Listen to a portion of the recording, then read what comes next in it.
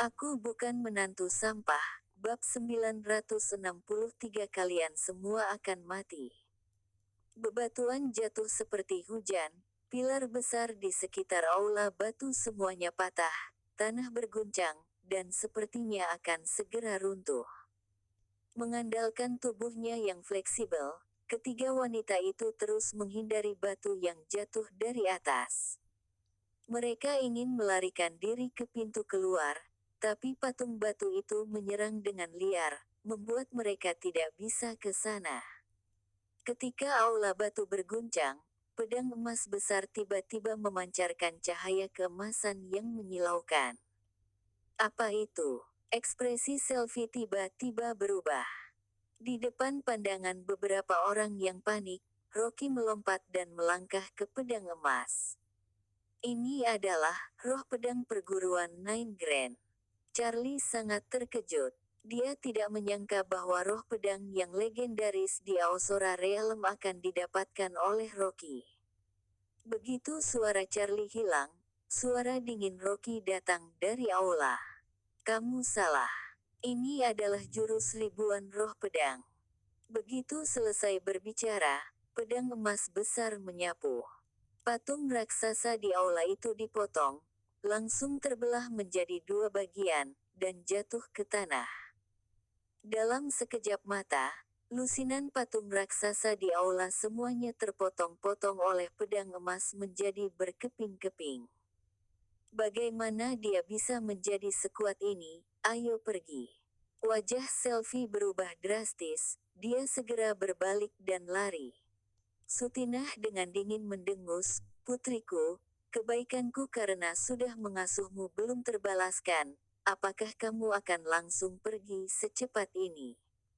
Sebelum kata-kata itu selesai diucapkan, sebuah cahaya emas melintas ke arah punggung Charlie.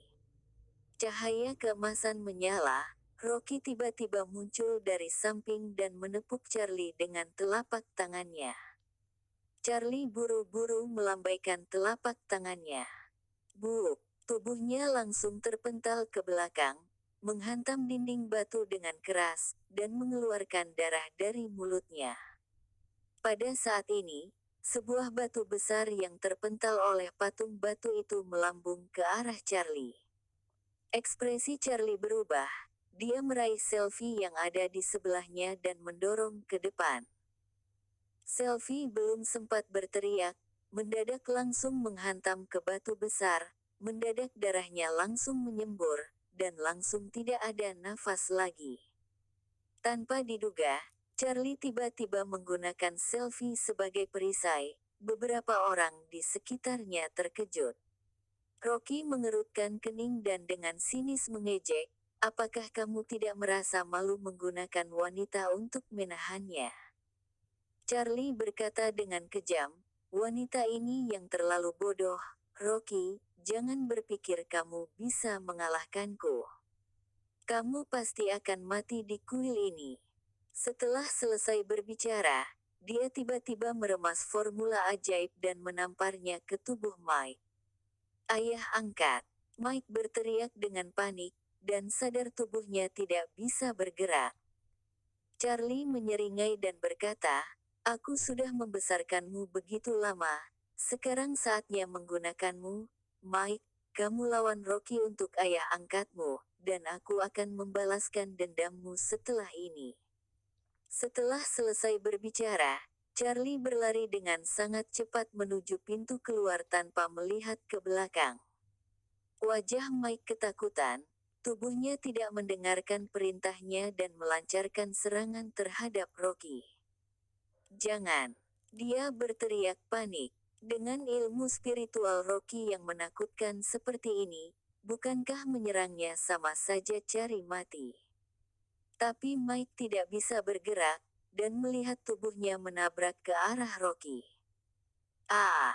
Mike sangat ketakutan sampai ekspresinya berubah, dan buru-buru berteriak, "Rocky, kakak ipar. Aku mohon demi kakak sepupuku Dewi, ampuni aku. Istriku tidak punya adik sepupu sepertimu." Rocky berkata dengan dingin dan tiba-tiba mengangkat tangannya. Pedang emas tiba-tiba muncul, menembus dada dan perut Mike dengan keras. Mike tampak ketakutan, menundukkan kepalanya dengan rasa takut. Dia melihat lubang besar di dada dan perutnya, dan darah mengalir seperti air mancur. Kamu.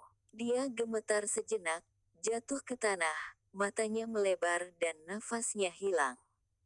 Charlie mendengar jeritan di belakangnya, tidak berani menoleh, dan bergegas kabur.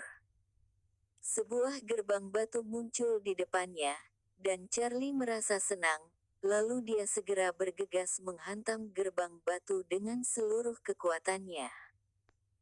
Di belakang gerbang batu adalah aula utama, di mana Tetua Agung dan Marson semuanya berada di sana. Asalkan dia melewati gerbang batu, dia bisa menyelamatkan hidupnya.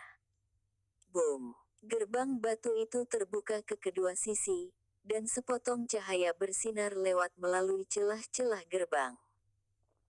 Charlie sangat gembira. Dia mendongak dan melihat cahaya terang di aula. Tetua Agung sedang berdiri di aula, dengan Marson dan 3 penjaga Biers berdiri di sampingnya. Dia langsung berteriak, "Raja Kegelapan, selamatkan aku." Sebelum dia selesai berbicara, Charlie tiba-tiba merasakan dingin di dadanya, diikuti dengan rasa sakit yang tajam. Dia tiba-tiba berhenti, dan dia menundukkan kepalanya karena tidak percaya. Cahaya keemasan menembus langsung ke dadanya. Dengan kecepatan tinggi, pedang terbang langsung ke Marson yang berdiri di aula. Di belakangnya, terdengar suara dingin Rocky. "Sudah kubilang, kalian semua akan mati. Bagaimana mungkin?" Wajah Charlie ketakutan, dan tubuhnya perlahan jatuh ke depan, jatuh ke tanah dengan keras, dengan mata terbuka lebar. Pedang emas menebas Charlie dengan 1 kali serangan, dan menusuk Marson. Pada saat ini, seorang wanita asing berambut merah di sebelah Marson tiba-tiba bergegas ke depan dan membalik telapak tangannya. Dari telapak tangannya, keluar jaring laba-laba putih yang langsung membungkus pedang emas. Jaring laba-laba itu terpotong menjadi beberapa bagian oleh pedang, tetapi jaring laba-laba itu sepertinya keluar terus-menerus dari telapak tangannya. Pedang emas menempel pada jaring laba-laba, tidak bisa lepas untuk sementara waktu. Salah satu gadis laba-laba dari 3 penjaga organisasi Biers. Rocky mendengus dingin, melambai ke depan, dan mencabut pedang. Dalam organisasi Biers, selain sang Raja Kegelapan, Marson yang misterius, ada 4 penjaga lagi yang juga ditakuti oleh dunia. Keempat penjaga ini memiliki level ilmu spiritual diri yang sangat tinggi, dan tembakannya sangat kejam. Yang lain akan membunuh lawan dengan 1 pukulan, namun jika mereka malah harus membuat lawan bermain secara hidup-hidup daripada mati, dan menggunakan siksaan hingga lawan tidak bisa menahannya lalu mati. Hampir semua orang yang jatuh ke tangan mereka meninggal dalam keadaan yang mengenaskan, bahkan tewas dengan kondisi tubuh tidak utuh. Karena itu, orang-orang di luar takut pada keempat penjaga ini, bahkan lebih dari ketakutan pada Raja Kegelapan. Salah satu penjaganya, serigala ajaib telah dipenggal kepalanya olehnya, dan sekarang ketiganya berada di belakang Marson. "Aku tidak menyangka kamu akan sampai di sini." Mata Marson begitu suram, dan dia perlahan berkata, "Awalnya, aku masih berdiskusi dengan Raja Kegelapan untuk tidak melepaskan binatang buas, tapi aku tidak menyangka kalian menjadi begitu kuat. Kalau begitu aku hanya bisa mengikuti saran dari Raja Kegelapan." "Benarkah ada binatang buas?" Sutinah mengerutkan kening dan melihat sekeliling.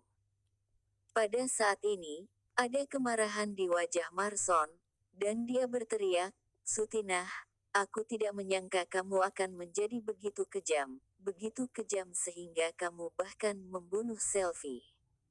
Sutinah tertawa dan mengangkat alisnya, kenapa?